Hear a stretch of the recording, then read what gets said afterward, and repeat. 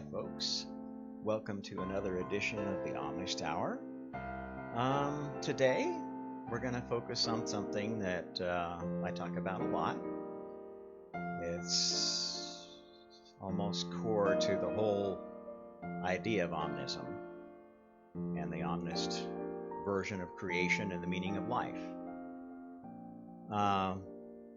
So let's back up a little bit and define what passion is. It's not a well understood term. It means a lot of things to a lot of people.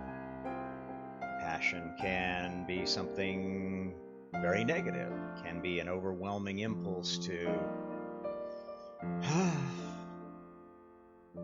dominate someone else, to control someone else, to express unwelcome romantic feelings through rape or manipulation.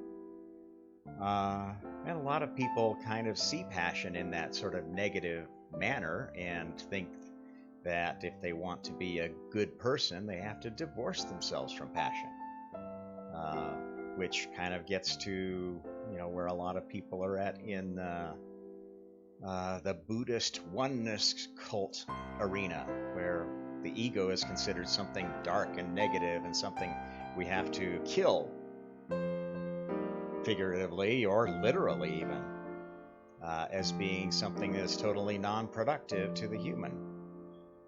Then there's the other view of passion, the view from the standpoint of the artist, from the standpoint of the scientist, from the standpoint of the public servant, the caretaker, the nurse, the doctor, who is passionate about some aspect of making the social condition of wherever they're at better. That's the good side of passion. And you can't divorce the two. They are both part of the inherent nature of a soul. And as you probably know by now, if you've been watching my channel, it's all about souls, not about bodies, not about individual lifetimes. It's about the lifetime of a soul, which essentially lasts forever. Okay, so let's back up and start asking ourselves, fundamentally, where does passion come from? Is it an inherent or a learned trait? Well, like most things in that arena that people are finding through studies of physical traits, it's not easy to discern. And the nature-nurture debate goes on today. Clearly, a lot of things get inherited. A lot of things are learned. Now, from a soul standpoint, where do souls come from? Well, been following the creation story, you know that all souls originate from the first soul. The first soul who existed in the first version of the Matrix, if you will, which had very simple rule. It had a consciousness that was free and uninhibited and could think in any direction and imagine anything without making it substantial. The ultimate brain, if you will. That evolved to more complicated versions of the multiverse that involved two souls, so that the first soul had another alter ego to bounce ideas off of, to the third soul, where this third soul was kind of like the tiebreaker. That was the original intent, although, as we know, no soul likes to be forced into a role against their will. And so even if you bring a soul into the multiverse with a certain idea, that idea will be modified and tuned. Okay? So the nature of a soul at birth is a combination of what conscious activity resulted in its creation,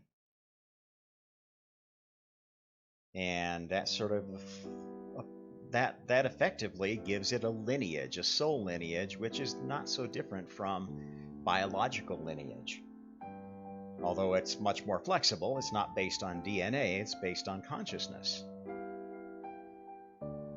Every bit of independent consciousness we create inherits some of the predilections of the consciousness to respond it, which is where the idea that many people have that everything is connected comes from. Yes, everything does ultimately connect to the first soul because that was the source of all consciousness. And all manifestations of consciousness are the result of these additional versions of what we call the multiverse that have these physical realms where we can play out in a very realistic setting the imaginations of our consciousness, to the point where most incarnated consciousnesses see this physical world as more real than the spiritual world, which is quite a laugh to the ones of us who existed before the physical worlds even existed. That was a much later invention. I can't tell you exactly when it came about because it's kind of hard to define in the early stages what was physical and what was spiritual. And the early incarnations of the physical world weren't even conscious creations. They were just manifestations of things that these consciousnesses didn't even know they were creating. It's the way I kind of see it came out. But again, that was a long, long, long time ago, and even the oldest souls don't have much memory of that time. Memory was a hard thing to work with outside of the context of time. That's one of the other useful things about the creation of time and space. The distance that we have to make sense of our thoughts is a very important part of creation, and a gift that I don't think people nearly appreciate enough in their evaluation of the world that they've incarnated into. At any rate, so consciousnesses are born to fulfill thoughts, to fulfill ideas. And the magnitude of the thought, the magnitude of the idea generates more new consciousnesses to manifest it. And that's how new souls are born. So, at some point in the multiverse, new souls were born to satisfy ideas of art. At other times, they were born to satisfy ideas of science, or of structure, or of formlessness. Whatever the multiverse felt like it needed based upon the collective thinking of all the souls currently existing in it. This is what co-creation is all about. It's simple in its conception, but it's actually very complex when you're working with the bazillions and bazillions of souls that are out there, each with their own little bit of influence in their lone little corner of the multiverse, and their ability to make that influence spread as they grow. Of course, the oldest souls, God, the first soul, have a lot more influence over creation. But they're by no means, as we've talked about before, all-powerful, all-knowing, all-seeing. You can just take that vision of God and put it right out of your head. It makes absolutely no sense. It's impossible to rationalize or justify, and that's why every monotheistic religion has come up with some devil entity to counter God, because he just can't explain the fact that, well, if God is all-powerful, why do bad things happen? Okay? It doesn't make any sense. So let's get back to the discussion about passion. What kind of passion does a new soul, born as a part of an antiparticle-particle pair, have? Well, maybe not much, except for the fact that those souls being born now are being born out of a need of the consciousness of the multiverse for change, for adaptation.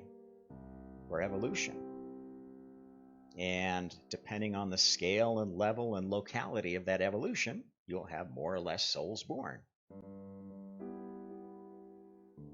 And, there are a lot of souls born all the time inside of black holes and the very highest energy stars. But there are also souls born all the time out in the middle of the vastness of space, largely unsung, wandering for perhaps millions of years before they find another particle to interact with, or immediately annihilating with their co-partner and going back into the abyss for another recycle and another life.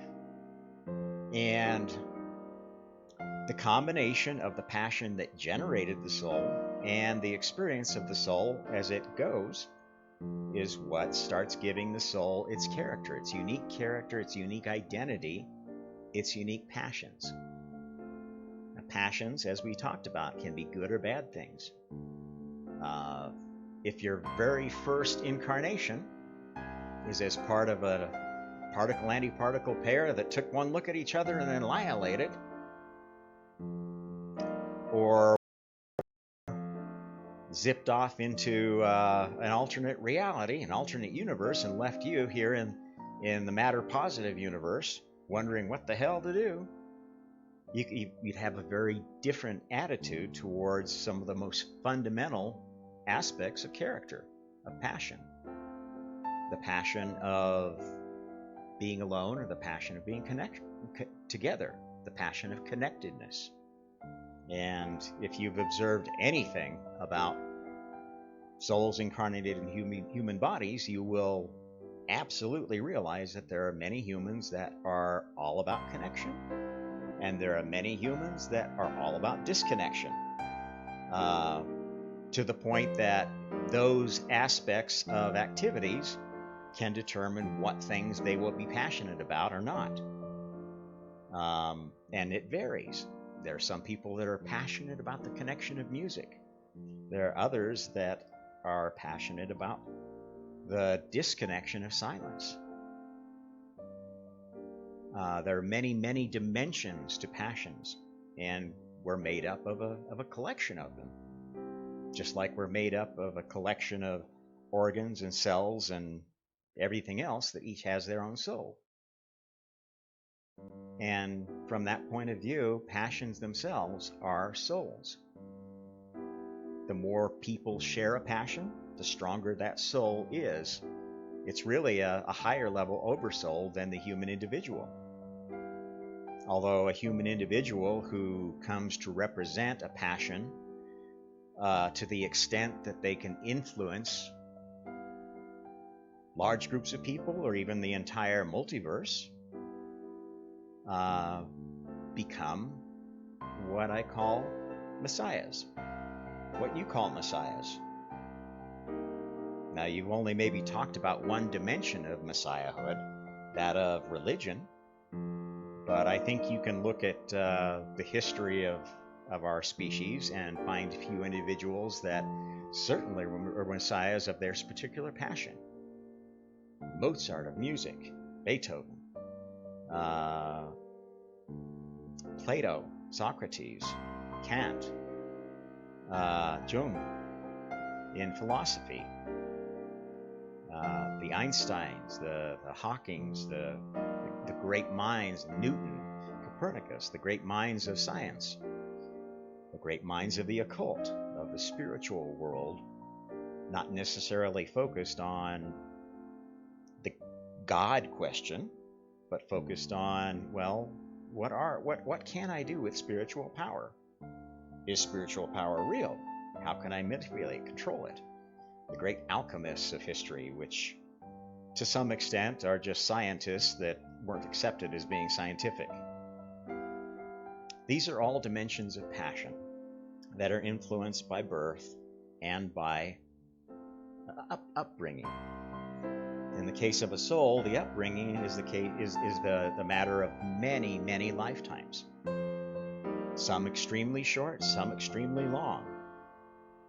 And encountering different souls with different passions with different levels of affinity with your basic passion makeup, and what you do with that. If there's something you're averse to, you can become more averse to it, to the point where it becomes an overwhelming passion. If there's something you have an affinity to, you can grow more affine to it. Or you can grow apart from it as you see the dark sides of focusing on a particular passion. So they change and grow and adapt over time. And that changing and growing is a combination of what you bring to each life and what that life brings to you, what you take from it. Which is at the crux of the problem with every kind of self-help program. You're trying to help people, but in general, you're only able to help them from the background of your own experience, and not even your entire experience as a soul, because, as you know, every time we incarnate another time, we forget most of what we brought with us. And that's a good thing, because that's what allows us to have more flexibility to learn or change our behavior and our passions, to tune them to our needs within the context of the needs of the multiverse around us. And that's how the mutual learning process of the physical world works. It's not only you learning through physical incarnation, but it's the multiverse learning about you through their experience of this physical incarnation, knowing what your strengths and weaknesses are, what kind of leadership roles you're good at and what you suck at, and giving the multiverse a framework for allowing souls to find out where their rightful place is. Because the multiverse is a creation. It's a co-creation.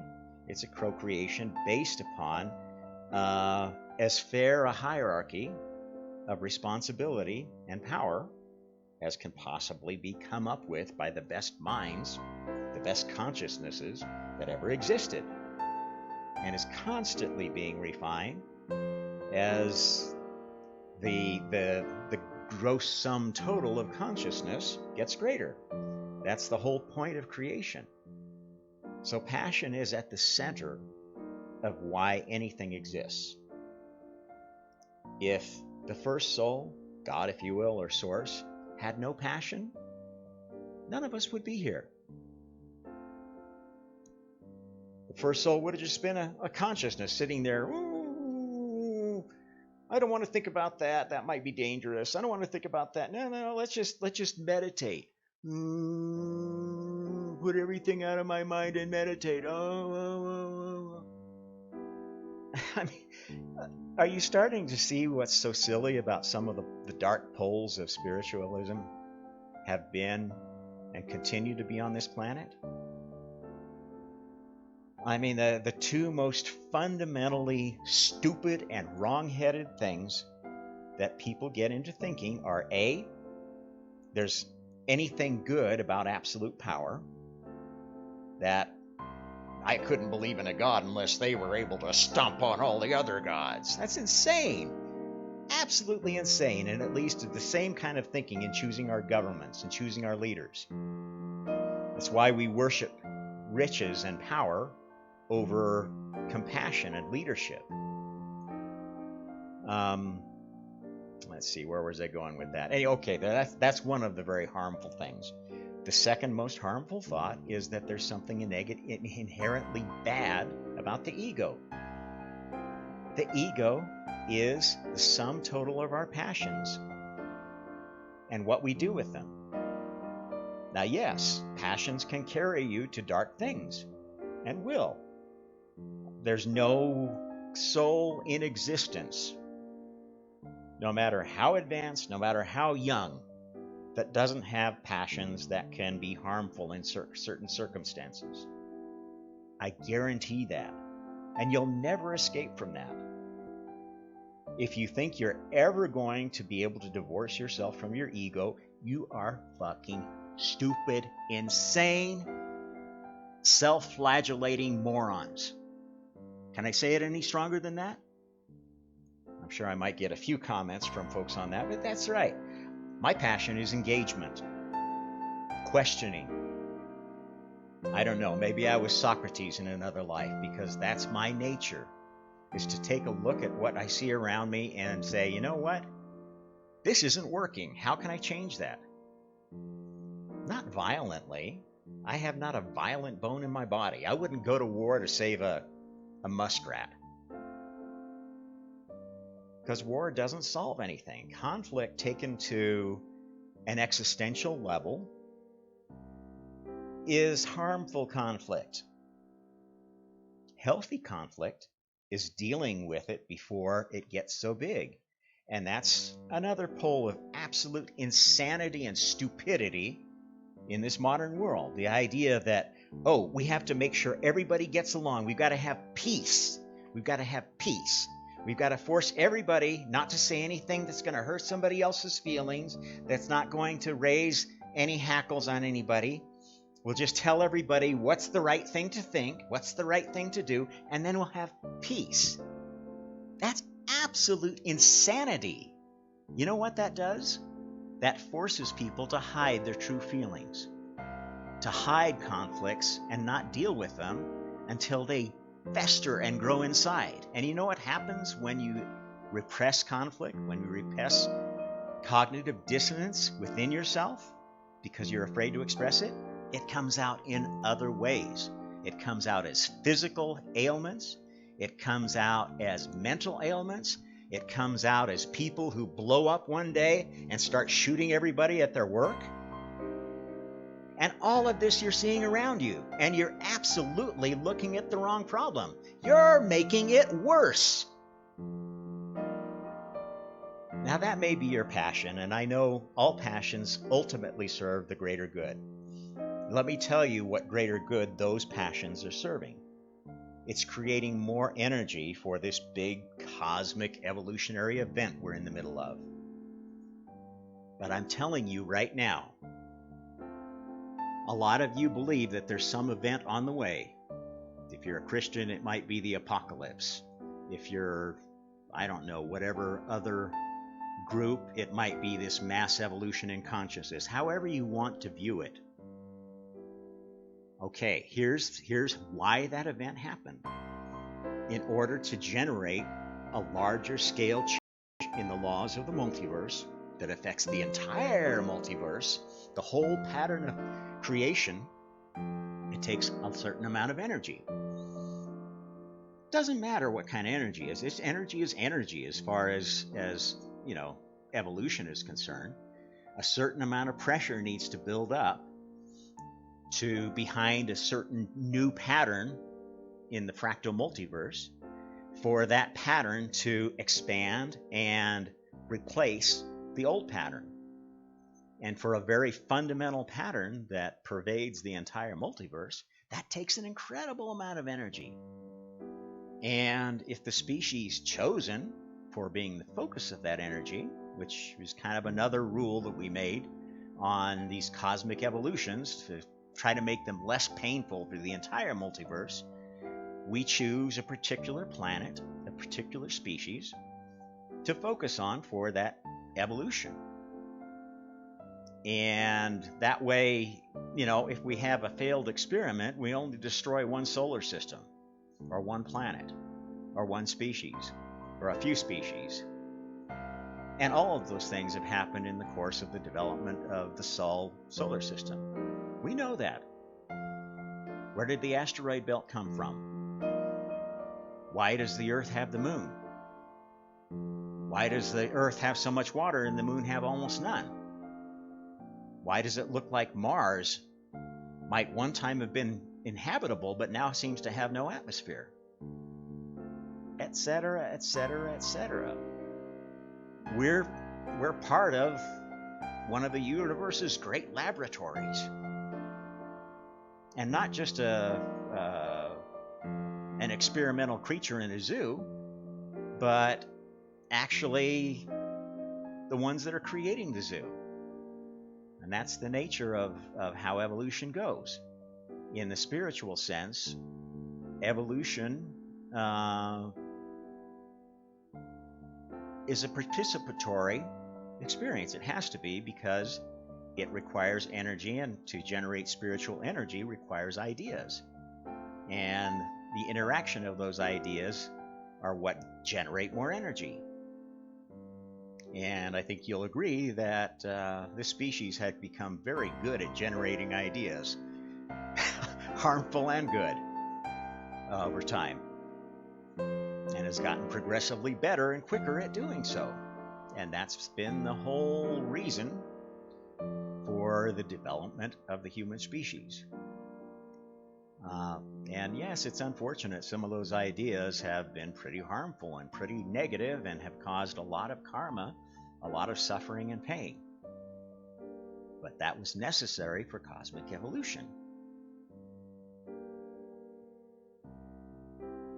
So, where did cosmic evolution come from? What's this big one we're in the middle of right now? You may be asking yourself. Well, think of it this way. Imagine, most of us have played a video game, okay? Or a series of kind of video games. Say you're into world simulations like Civilization. Like, the genre of games where you get to build your own world or build your own factory or whatever. Okay, if you played a certain kind of game, or role-playing game even, another good example. If you imagine what those games allowed you to do, how immersive they were, how effective they were at satisfying your passions, your desires, how good they were at teaching you and giving you new passions, giving you new ideas that you then took to other areas of your life, you can very definitely see a progression. If you go back and play a game that you played 20 years ago, even 2 or 3 years ago, you'll find, wow, I wonder how I was ever so excited about this. The graphics are shit, the realism is not there, I don't really have the range of decisions that I'm used to having, all sorts of things. And that's evidence of a very local version of the evolutionary process. The games change, and so do we. Well, you can think of the multiverse, this vast creation around us, as one big game. And that game has had many, many, many versions. And each version has bugs. But if you know anything about game programming, you know that, well, there are some bugs that are almost impossible to fix without screwing up everything else. And I'm sure most of you who have experienced multiple versions of your favorite game have remembered one version that really sucked and you hated because it changed some fundamental rules that it thought was an improvement, but that screwed up the balance of the game. It made it feel less rewarding in some ways, more constricting in some ways. You can think of an operating system that way. Look at all the versions of Windows. Some of them were, received as if they were the kiss of death. And others were like, oh my God, I'm glad we finally got this, right? That's the way the multiverse is. It's constantly evolving. And the most difficult bugs to fix are the most fundamental patterns. And the fundamental patterns come from the first evolutions. That's why I talk so much about these first 3 souls that started the multiverse. They set up the patterns that we are all frustrated with right now. Patterns of conflict, patterns of domination, of power struggle, gender struggle, race struggle. All of those things go back to the setup of the game in the early stages. This is why 3 is a very important number.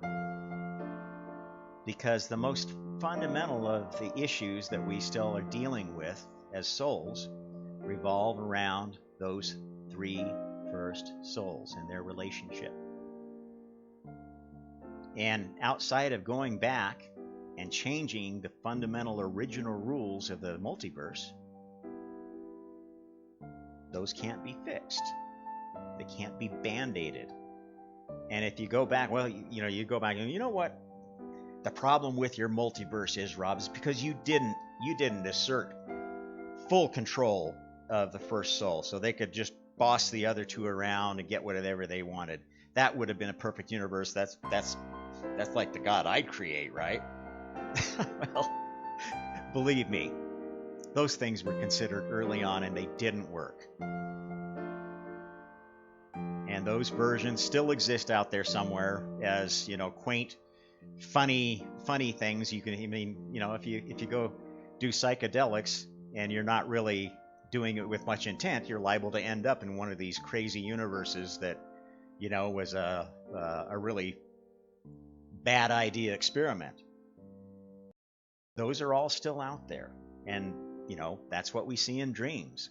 That's what we see in psychedelic experiences. Unless we're somehow clued in and tuned into something that's meaningful, you can get, just the random multiverse viewing port and see all sorts of weird things. And, that's why there's so much argument still about, are dreams really meaningful? Are the things we experience in psychedelic sessions or altered states of consciousness, are they real? The truth is they are, but a lot of them are real but not useful because they exist in universes that were dead ends, experiments that didn't work. And actually, it's good that they're still out there, because sometimes going to back to a failed experiment will give you an idea that, oh, okay, maybe it wasn't the right way to try this idea then, but actually that was a pretty good idea for the situation now. This is the nature. Ask any scientist what I'm talking about. Tell a scientist to watch this and ask them if I'm not describing the scientific method in a spiritual sense. Because the same rules apply. We just haven't found the levers yet to be able to do our own experimentation in that realm. But let me tell you, it does get done. And there's some incredibly creative souls out there exploring all sorts of new ideas in alternate universes here and there. And actually, that's kind of, that's a scientific view of what the path to godhood is, which I talk a lot about too. Spiritual advancement is no different, really, than the evolutionary path to greater scientific knowledge. You go from Newton with Newtonian mechanics that explained a lot of the physical world, and then it ran out of gas when we started looking at very large and very small scales. So then you had to have inspired souls like Einstein, or et cetera, to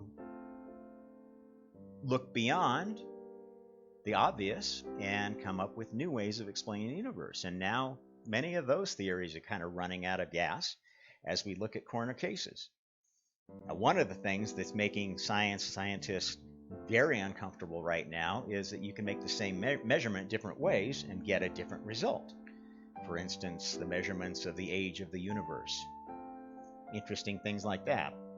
Well, one of the things that's going to come out of this is the understanding that the universe's laws have changed.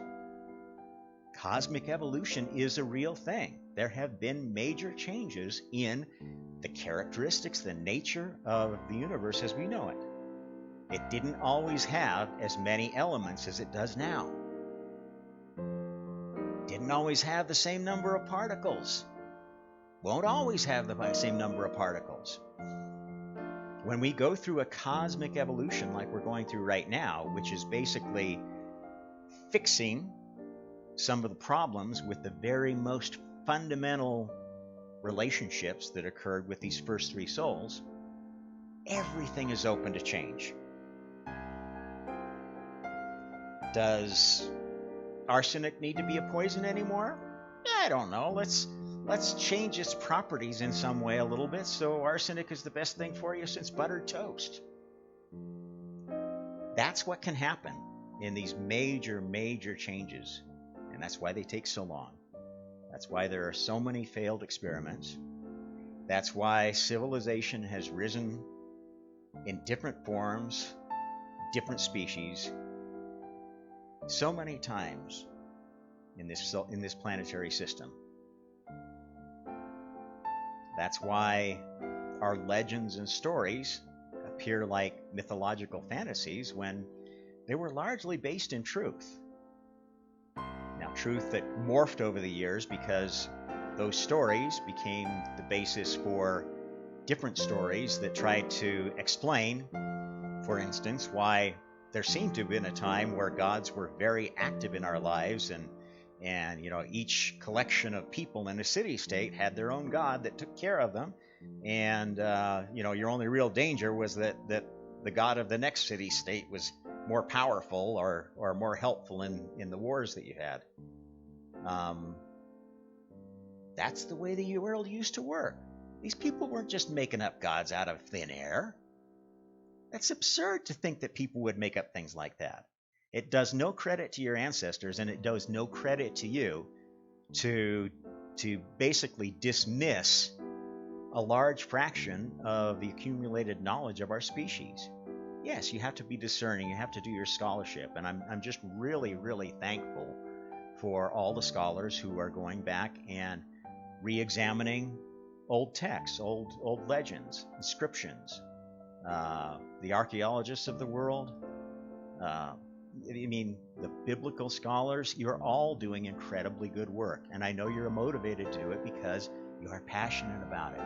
And your passion exists because it's part of the overall picture of evolving the next version of the multiverse, evolving the next religion, which is what I think I'm trying to describe to you in my sort of trying to be comical, trying to be humble, trying to be challenging way. My hope is that as you listen to my channel, you will come to understand that at the core of all religion, of all belief, is a deeper truth. A deeper truth that's more consistent with all the observable knowledge and evidence that's available to us now in this scientific age. We can't subsist on religions that make no scientific sense. We can't subsist on religions that have obviously produced very dysfunctional societies, very fractious societies, have caused major wars, major catastrophes. Now, we all realize that. What we may not realize is that if we're basing our new solutions on ideas that are fundamentally flawed, all we're going to get is another version of the same problem. And this is another reason why I'm going to be very critical of the peace, love, oneness movement, because that's just a rehash of something that failed long ago. Okay, Buddhism has a lot of nice ideas in it. Don't get me wrong. It's instilled a lot of very good things into our thought patterns. But it has some major, major shortcomings. Why do you think no Buddhist country has ever been able to exert its influence on the rest of the world? The only countries that have remained Buddhist for a long period of time were ones that were relatively isolated and which had other predominant philosophies that kept, a relatively stable society. But look where that got. Look where China is now. Okay? The ideologies the philosophies that ruled China were very stable for a long time until the Industrial Revolution hit, and it was like a disease that China could not handle. And that century of humiliation they talk about, they blame for the West. Well, just as much blame goes to the ideas that were governing China at the time. They were not sustainable, and they were causing the Chinese culture to ossify and not be flexible enough to counter what was going on in the West. And now we've got the opposite situation. Now China is basically a place where anything goes, as long as you can get away with it without getting stepped on by somebody in the party. You can do almost anything in China. When I was there, I mean, that was a great thing about it. I started a community theater, the first English language community theater in China since before communism. And we could do anything. We'd perform anywhere. I mean, the police came and tried to bust us once in a while, until they realized that we had nothing to bribe them with, and then well, there's no benefit to be had here. Well, let's just let these idiot foreigners do what they want. Until maybe somebody complained to a higher up. We had a really nice place we were performing in a big building in the Pudong side. Very convenient because it was right on a major metro line and in the basement of the building where the metro line got out. It was great. Turns out the basement floors were owned by some rich party guy who kept the bottom 3 floors for his own businesses and didn't really have anything going there that he cared that much about except his whorehouse.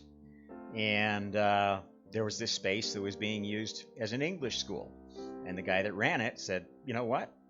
I may not be able to stay here and keep paying my rent to the big guy if I don't get more students. So here, let's make a deal. You can do your shows in here as long as you give a free performance for the kids, and your actors hang out around and interact with the kids so they can feel like they're really getting to hang out with real English speakers, even though most of my actors were from non-English speaking countries. Anyway, I mean, that was the beauty of China at the time. But you're seeing a very different China now, as they're realizing that anything goes atmosphere that attracted so much talent to China was attracting ideas. And that's the way the multiverse goes. That's the way creativity goes. That's the way passion goes. I brought a passion for acting and the psychology of acting, and for egalitarian organization. Community theater is one of the most egalitarian organizations there is.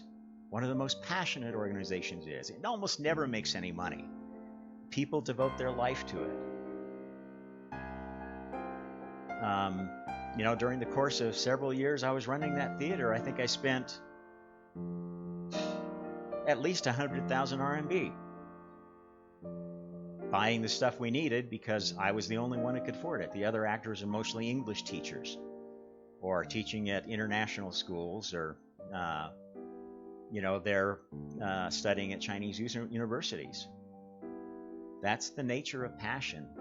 We'll pursue it regardless of monetary gain, regardless of anything else. When you're really passionate about something, you make it happen.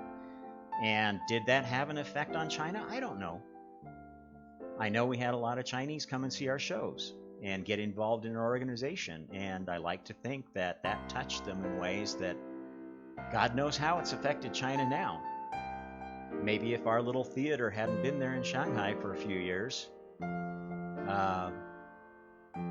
people wouldn't be speaking out against the government right now, and speaking out against how the government is becoming even more authoritarian, even more heavy-handed.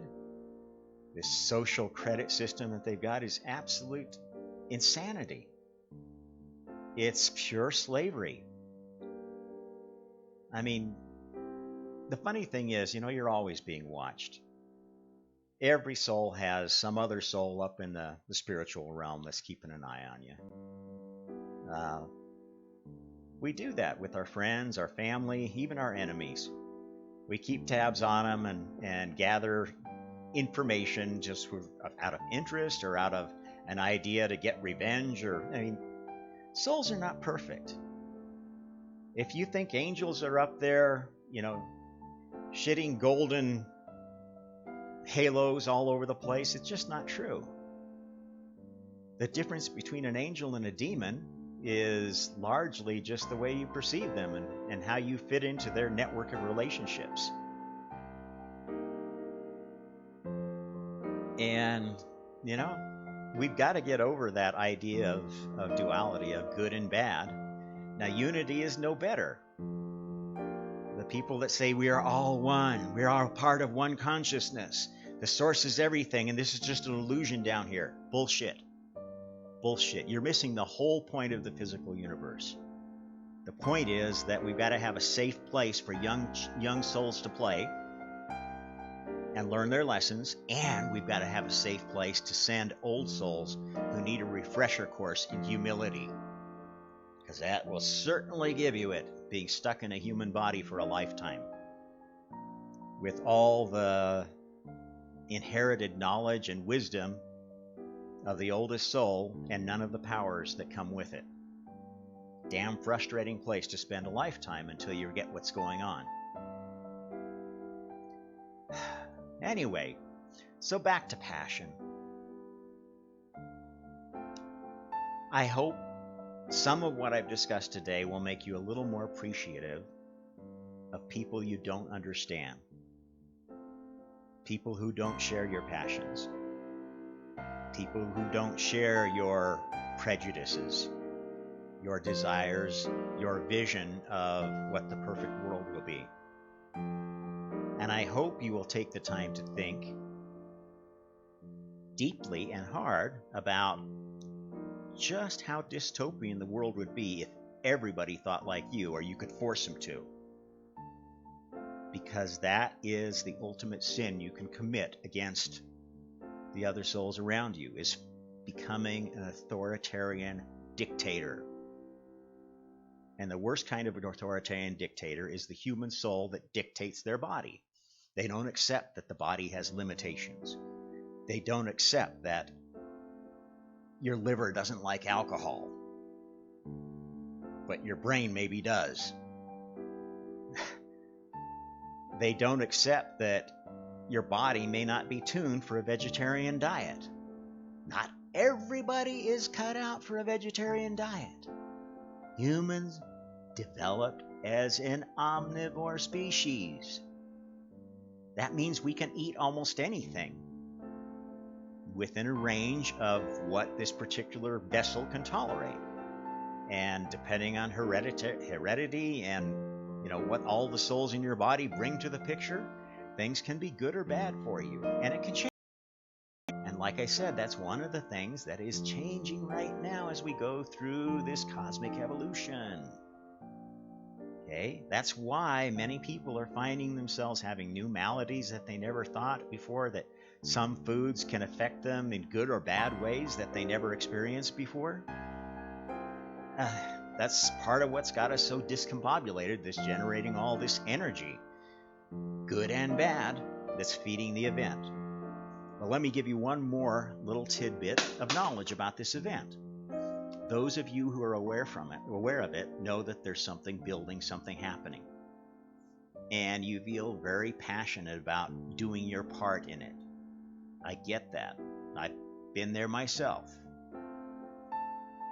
What I'm here to tell you today, too, is that the critical mass of energy for the event has already happened.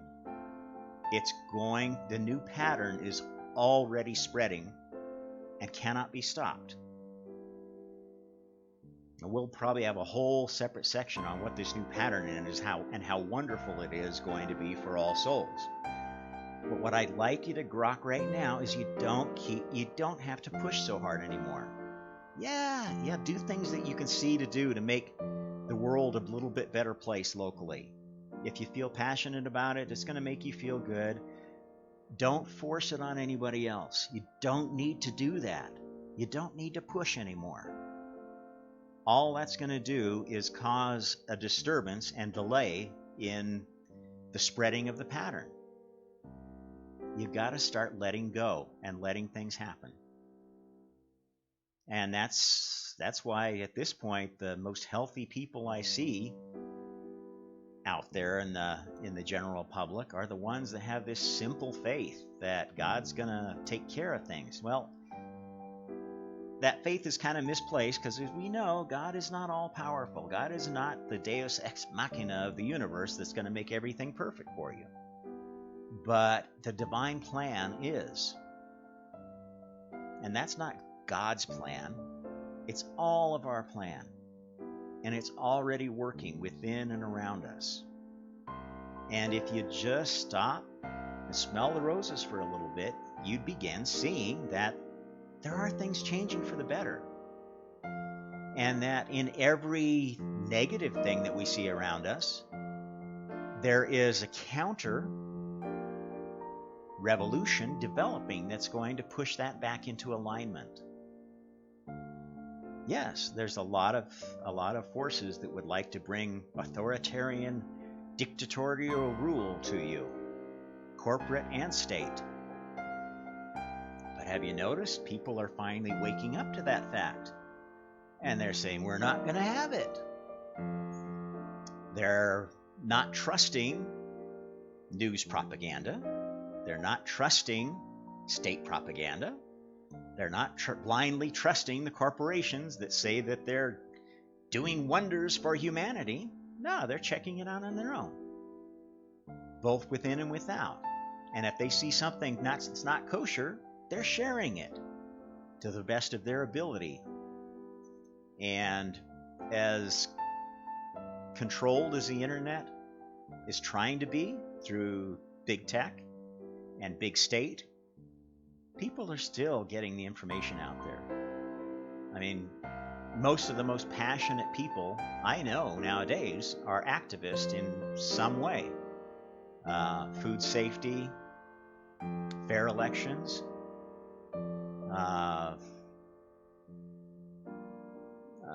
regulation of corporations so they can't manufacture disease, so they can then manufacture cures.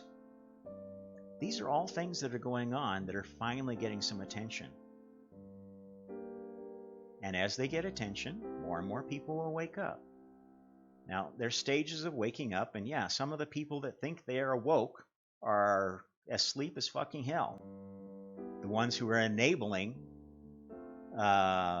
these bad actors in our society, state and corporate. Well, you know, most of us were there. I can think back 10, 20 years ago, and I was absolutely, a hardcore consumer of, at that time, right-wing propaganda, which really isn't right-wing. It's just the rightist version, the conservative version of the corporate viewpoint, the corporate elite viewpoint. No different, really, except in a little bit in the spin from the left-wing corporate viewpoint, which is all you'll ever see in any corporate media, because it's all controlled, virtually all controlled by 5 corporations, which aren't even U.S. corporations. So that should give you a hint of just how misled the American populace is. And why the world looks at us and is like, my God, that is a fucking crazy country.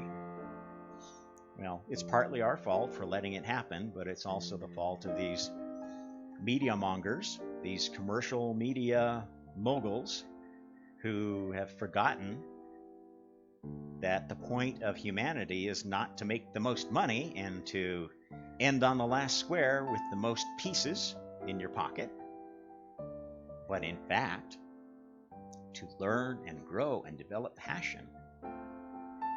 And if you talk to any of these people shortly before death, I think most of them realize that. Because most of them, in pursuing material things, have become very materialist. Don't have any faith in the spiritual world. Actually hope there is nothing after death because they have so much guilt for all of the people that they've stepped on to get where they are. those people are in a very, very unhappy place, and they deserve some compassion. I mean, that doesn't mean we shouldn't oppose them,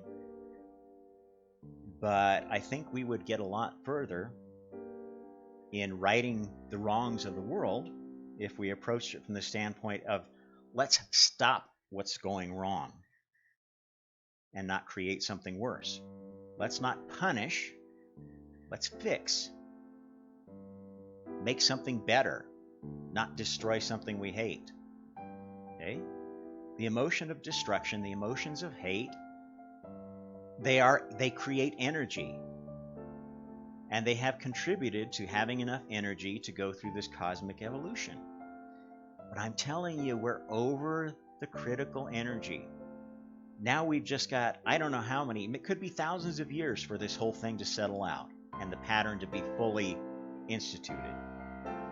Once it is, and like I say, it could take thousands of years, the universe, the multiverse, will be a healthier, happier place. And in the process, species like humanity will have learned healthier, happier ways to organize and educate and structure their communities that can be more functional, like communities were back when we were a tribal society.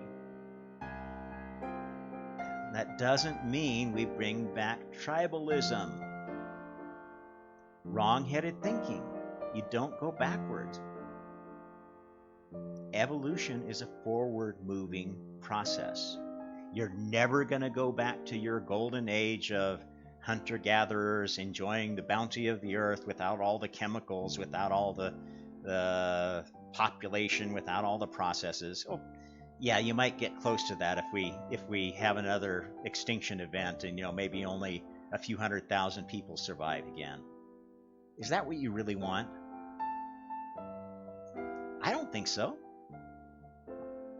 I remember those times, and there was a lot of great stuff that got forgotten. A lot of efforts that went to naught. And to me, that's the saddest thing that I can think of seeing, is seeing passion wasted. I don't like making mistakes. No scientist does. No scientist likes spending, 50,000 lives making the same stupid mistake. Least of all God. And maybe that's a measure of how much God loves you, that you would still have free will. You would still have a part to play in this creation. You would still have the potential to gain as much spiritual knowledge and power as the old souls, like God. And there are many, many, many others at the same level. I mean, so many that, really the only real power God has anymore is just the influence of being the old man. Because a really good parent gets a lot of respect from their kids. And if you're not going to take any other lesson away from my Omnist rantings, be a good parent. That doesn't mean being a lenient parent. That doesn't mean following a rote set of instructions on parenting and checking all the boxes that you did this, you did that, and you conform to society's view of what a good parent is. It means that you've learned that every child is an individual, has needs, wants, desires, and faults. And you tailor a plan of education to the best of your ability around those, and around the same in you. A good parent knows that they're not a perfect parent. A good parent knows that they're going to make mistakes, and looks for those mistakes, and then looks for ways to correct them.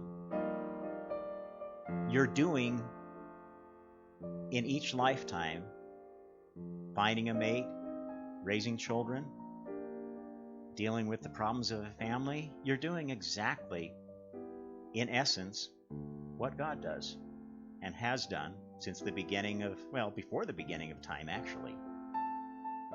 So if you got nothing better that you really want to focus on in life, focus on being a good partner and a good parent, a good family member, a good member of your community to the best of your ability. And that is a passion that, when you get good at it, will put you in line for some pretty interesting positions in future lives. Because it's those good parents, those good relationship managers, who get the assignments as the most influential oversouls of the universe. And when you get right down to it, what is the currency of creation? Passion. Well, that's it for this Omnist Hour. I hope you enjoyed it, and we'll come back for more. Follow me, share, donate if you want to. I don't have a Patreon yet. I'm not monetized yet. I have so few viewers. I don't know if anybody's listening. But if you are, and you want to participate in any way, engage. My vision is that eventually we will develop a very eclectic and diverse group of Omnists, of all walks of life, of all countries, all backgrounds, that somehow want to share their passion and combine it with the passion of others, living in the religion of passion. Thanks. Oh, now I got to turn this off. Where did my mouse go? Oh, my kingdom for a mouse.